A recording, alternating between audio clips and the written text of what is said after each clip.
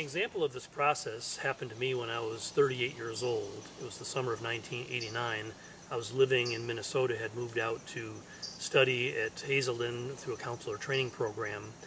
And during this time, my younger sister committed suicide, and I received the call from my mother on July 4th telling me about Lynn's hanging herself. And while I was listening to my mother and her crying about Lynn, I heard a voice whisper in my ear, "Pay attention."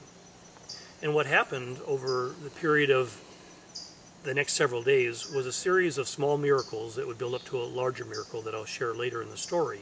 But the initial willingness that I had to pay attention to this voice brought me to accept when another sister of mine who lived in Seattle was going to coordinate flights with me to go east to be with the family individual, because Lynn in fact wasn't fully dead, she was just in a coma from being interrupted in her suicide process. My elder sister Jody asked me not to come east because she wanted time to be with the family, to be with my mom, to be more an integral part of the family system. I'd always been sort of the chosen one, being the family counselor and all that.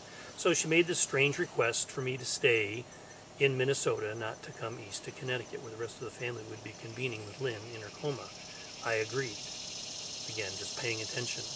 What this set up for me was an amazing experience that lasted about 10 days, where I, on a daily basis, went through a process of prayer, and I spent time out in nature, hiking. I would get on my bike and ride. I did a lot of processing, a lot of grieving. Lynn, my younger sister, and myself had been the two youngest and had been very closely bonded. In fact, I would say to this point in my life, she had been the closest friend that I had ever had. So there was a lot of grieving to do to really move that out of the way in order for me to be able to fulfill a function that obviously her spirit and my higher spirit was asking me to fulfill in this situation. What I would be asked to do in the middle of the night one night was write a letter to my sister Lynn, who again was still in this clenched fist coma back in Connecticut, to write her a letter telling her that it was really okay for her to choose to be free. Now she could choose to be free, coming back into her body and having a happy life. The idea was that she had been carrying most of the burden of the family system. Most of the dysfunction, most of the pain, being the youngest, had trickled down and heaped itself upon her. That I was telling her as her elder brother that we, the rest of the family, were ready to take over our parts of the burden, and she didn't have to carry it for all of us. So if she chose to, she could come back into the body and have the possibility of a happy life. Or, with an equal blessing, I was giving her permission to fly free from this world and be fully free of the burden of her humanity, and I was willing to carry on this for her. So I sent off this letter. The letter was read to my sister. I heard the scene from my mother a day or so later, and Lynn came out of her clenched fist coma, relaxing, even had a little smile on her face, and a few hours later she left her body and she was free. My mother was telling me about Lynn leaving her body and being free was this immediate awareness that I was to give my sister's eulogy at her memorial service. I said this to my mother. She immediately agreed. And this would be the next part of this story as things progressed. It took a while to have all this happen. It was probably about another 10 days before the memorial service.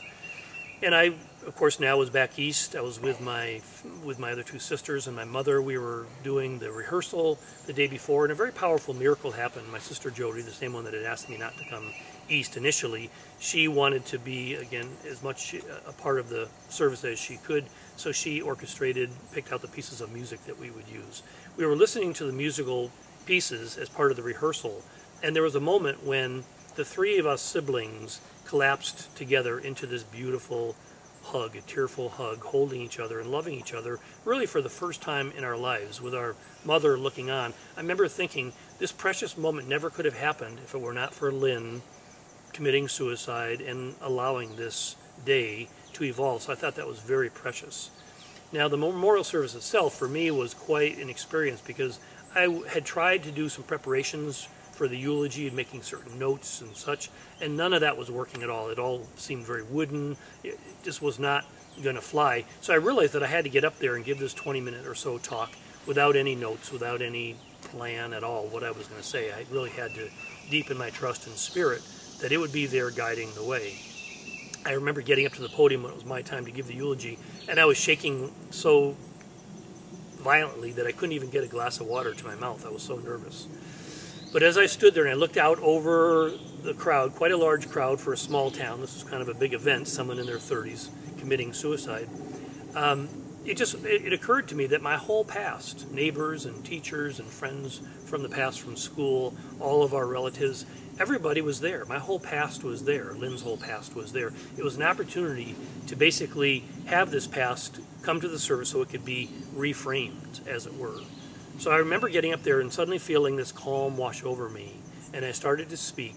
And the words that came out of my mouth amazed me. It was very clear that the message coming through me, even though I can't remember most of it, that it was a message of thanksgiving, of celebration, saying that this day was not a day of mourning or loss, that Lynn's life, in fact, was a celebration, even though it appeared to end tragically. And what came to me was something along the lines of her unwillingness to settle for what the world around her was settling for, her unwillingness to buy into the illusion, the lies of the world. And many of us who have this sensitivity, we struggle in our lives because the world around us, the status quo, doesn't work. We don't find ourselves easily falling into happy relationships, to happy jobs, to a simple life. There's something sensitive, there's something aware in us that at the soul level that it just doesn't happen. It never happened for Lynn, and it hadn't happened for me. So for both of us, I was standing up there and giving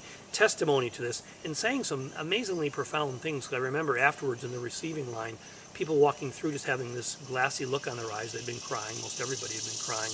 And just thanking me and saying how beautiful the talk was. And it had touched them in a way that obviously it had touched me as well. And the final piece I'd like to share in this segment is that right after I gave the talk, we sang Amazing Grace, and I'm looking right across, I'm still up in the front, looking at the front row, and there's my dad crying. For the first time in my life, I saw him blubbering away, and I was looking into his eyes as we sang Amazing Grace, filled with an enormous love for this man, a man who I knew felt guilty for Lynn's life and her death. And in this moment, it was all perfect. Everything was brought into this place of forgiveness and completion.